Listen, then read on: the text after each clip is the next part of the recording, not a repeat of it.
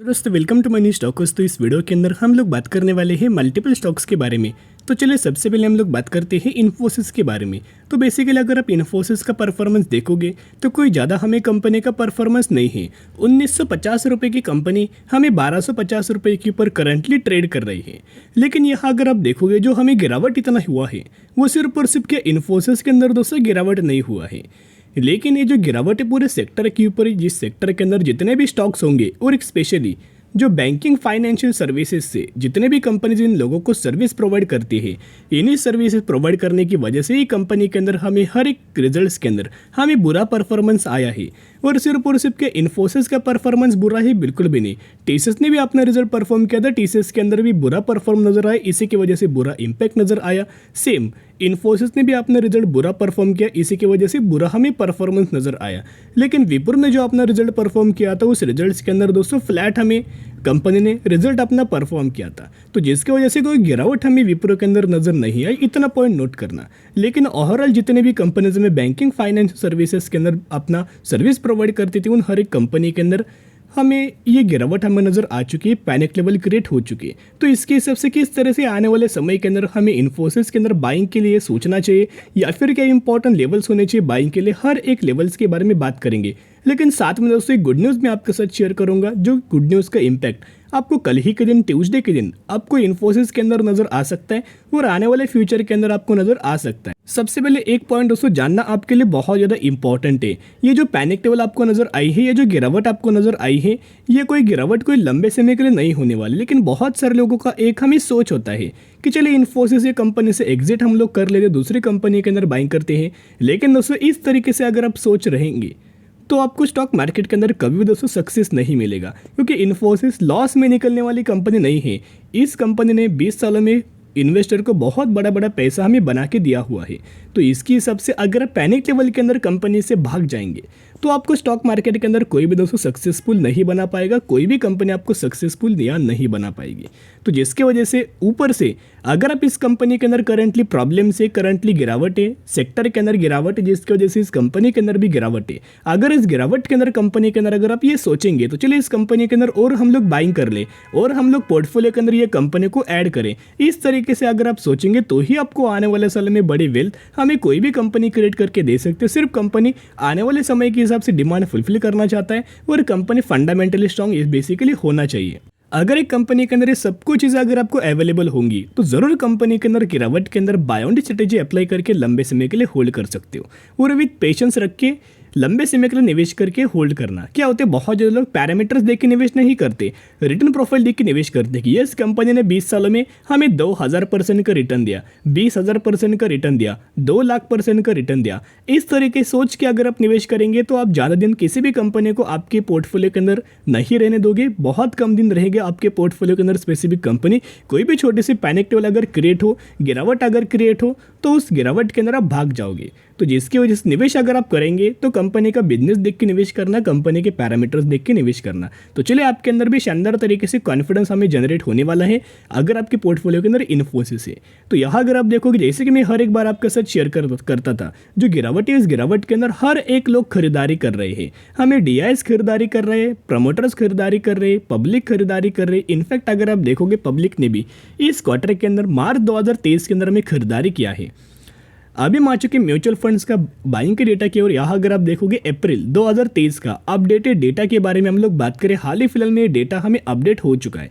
तो mutual funds का अगर आप खरीदारी का डेटा देखोगे तो 190 म्यूचुअल फंड्स की बाइंग एंड 79 म्यूचुअल फंड्स की सेलिंग हमें इन्फोसिस के अंदर नजर आ चुकी है। कुल मिला के कितना हमें इन्फोसिस के अंदर म्यूचुअल फंड्स ने खरीदारी किया है, 1,82,00,000 शेयर्स के आसपास हमें खरीदारी हमें इन्फोसिस के अंदर दोस्तों हो चुका है। तो जिसकी वजह से अगर आप देखोगे बहुत बड़ा माल हमें इन्फोसिस के अंदर बाइंग किया है।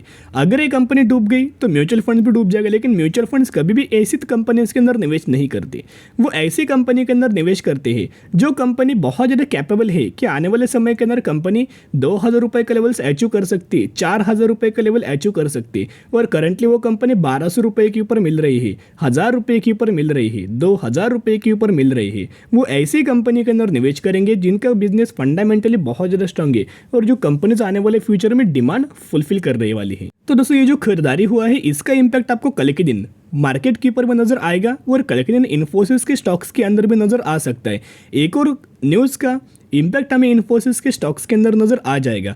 अगर आप 28 अप्रैल का परफॉर्मेंस देखोगे इन्फोसिस ईडीआर का, जिस तरह से इन्फोसिस लिमिटेड आपको इंडियन स्टॉक मार्केट के अंदर कंपनी लिस्टेड है, वैसे न्यूयॉर्क स्टॉक एक्सचेंज के अंदर भी इन्फोसिस लिमिटेड ईडीआर नाम से ये कंपनी लिस्टेड है। तो तब हमें कंपनी के अंदर 1.5% की तेजी हमें नजर आ चुकी थी। एज वेल एज हमें नैस्डैक के अंदर भी 28 अप्रैल के दिन शानदार तरीके से तेजी हमें नजर आ रही थी। अगर नैस्डैक के अंदर दोस्तों तेजी आएगी तो यूएस मार्केट के अंदर जितने भी आईटी सेक्टर के स्टॉक्स होंगे उनके अंदर तो तेजी नजर आएगी, लेकिन इसका इंपैक्ट हमें इंडियन स्टॉक मार्केट के अंदर भी जो आईटी सेक्टर है उसके अंदर भी दोस्तों पॉजिटिवली हमें पड़ते हुए नजर आ जाता है। इसका चांसेस 70 to 30% होता है। 70% चांसेस ये होता है कि हमें तेजी आ सकती है और 30% चांसेस ये होता है कि तेजी हमें नजर नहीं आएगी। तो सब कुछ जो निकल के आ रहा है वो हमें दोस्तों डेटा की ओर निकल के आ रहा है। सब कुछ है वो पॉसिबिलिटीज का है, सब कुछ है वो वैल्यू का है। तो अभी हम आ चुके एक और अपडेट्स की पर यहाँ अगर आप देखोगे तो ब्रोकरेज फर्म का भी टारगेट हमें इन्फोसिस के अंदर दिया हुआ है। आईसीआईसीआई डायरेक्ट ने टारगेट दिया है कि बाय इन्फोसिस टारगेट प्राइस 1600 रुपये। तो 1600 रुपये का टारगेट हमें इन्फोसिस जैसे फंडामेंटली स्ट्रॉन्ग कंपनी को दिया हुआ है और करंटली कंपनी 1250 रुपये की करंटली हमें ये कंपनी हमें ट्रेड कर रही है।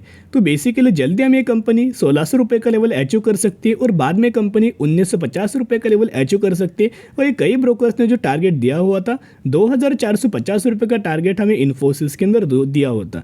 तो इस टारगेट के हिसाब से अगर आप कंपनी का प्राइस कंपेयर करेंगे तो ऑलमोस्ट हमें कंपनी यहाँ डबल के आसपास आपको रिटर्न आने वाले फ्यूचर के हिसाब से दे सकते हैं। और जितना कंपनी के अंदर गिरावट हो उतना शेयर होल्डर्स के लिए अच्छी बात होती है, इतना लोगों के लिए अच्छी बात होती है, ताकि शेयर होल्डर्स और निचले प्राइस के ऊपर बाइंग कर सके और आने वाले समय के अंदर बहुत ही कम समय के अंदर उनको अच्छे खासा बेसिस के ऊपर रिटर्न मिल सके। तो जितना भी अपडेट्स था अपडेट्स के बारे में हमने बात किया है। जो पॉजिटिव वाला अपडेट्स था जो कि म्यूचुअल फंड्स ने खरीदारी किया है वो भी दोस्तों हमने बात किया है। इसी की वजह से कंपनी को लंबे समय के लिए होल्ड करना मल्टीपल रिटर्न्स आपको मिल सकते हैं। 2 से 3 सालों में कंपनी 3 से 4 गुना पैसा आपको बना सकती है। तो चलिए अभी हम आ चुके टेक्निकल चार्ट पैटर्न्स के ऊपर। यहाँ अगर आप देखोगे हम लोग बात करें इन्फोसिस के बारे में तो करंटली कंपनी 1250 रुपये के आसपास कंपनी के अंदर हमें क्लोजिंग नज़र आ चुकी है। तो यहाँ अगर आप देखोगे दोस्तों कंपनी ने यही लेवल के आसपास पहले सपोर्ट लिया था और बाद में कंपनी ने उसके ऊपर हमें सपोर्ट लिया। तो 1250 रुपये के ही आसपास इन्फोसिस ने अपना सपोर्ट लिया। बाद में दोस्तों कंपनी का रजिस्टेंस वाला जो लेवल है 1360 रुपये का लेवल है, जहाँ से कंपनी ने लगातार हमें सपोर्ट लिया था। जो पहले सपोर्ट था वो अभी रजिस्टेंस लेवल के अंदर कन्वर्ट हो चुका है। तो पहले जो इन्फोसिस का जो टारगेट होने वाला है 1360 रुपये का टारगेट होने वाला है। और इस टारगेट अचीव होने के बाद कंपनी ज़्यादा दिन दोस्तों यहाँ ही अगर ट्रेड करेगी, जिस तरह से यहाँ कंपनी कंसोलिडेट किया, उसके बाद दोस्तों कंपनी अगर ऊपर ब्रेक करे तो आपको जो नेक्स्ट जो टारगेट मिलने वाला है 1620 रुपये का लेवल्स हमें मिलने वाला है। और इसी लेवल्स के बाद डायरेक्टली जो हमें टारगेट निकल के आ रहा है 1950 रुपये का टारगेट हमें नज़र आ रहा है। तो जिसके चलते अच्छी कंपनी है, ज़रूर कंपनी के अंदर बाय ऑन स्ट्रेटेजी अप्लाई करके लंबे समय के लिए होल्ड करना। क्योंकि लंबे समय के लिए दोस्तों अगर आप होल्ड करते हो तो कितने भी कठिन सिचुएशन यहाँ आए, लेकिन होगा क्या, कंपनी के अंदर गिरावट होगी, उसके बाद रिकवर भी करेगी, गिरावट होगी रिकवर करेगी, गिरावट भी होगी तो भी रिकवर हो जाएगा, गिरावट होगी तो भी रिकवर, गिरावट होगी तो भी रिकवर हो जाएगा। और करंट बेसिस के ऊपर जो गिरावट हो रही है वो भी आने वाले समय के अंदर रिकवरी हमें नजर आएगी।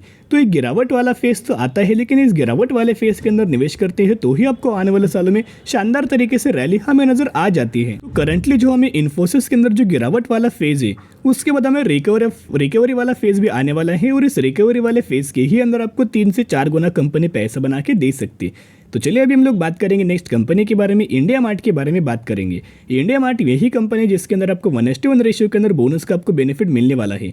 यानी कि अगर आपके पास इस कंपनी के 100 शेयर होंगे तो 100 के बदले 100 आपको बोनस शेयर दिया जाएगा और यही एग्जीक्यूशन के बाद आपके पास हो जाएंगे 200 शेयर।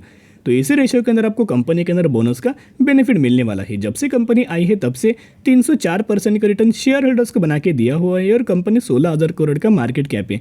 जिस तरह से फ्लिपकार्ट ये कंपनी काम करता है, जिस तरह से अमेजॉन ये कंपनी काम करता है, इसी तरह से कंपनी इंडिया मार्ट ये काम करती है। सिर्फ कंपनी का बिजनेस हमें इंडिया के ही अंदर आपको नजर आ रहा है। तो कंपनी के बारे में स्टडी करना, एनालिसिस करना, उसके बाद निवेश करने की कोशिश कर सकते हो। सिर्फ हमें अपडेट्स आते, यही अपडेट्स के बारे में हमने कवर अप कर चुका हूँ। तो चलिए दोस्तों आज के लिए इतना ही। अगर आपको वीडियो पसंद है जरूर वीडियो को लाइक और चैनल को सब्सक्राइब कर सकते हैं।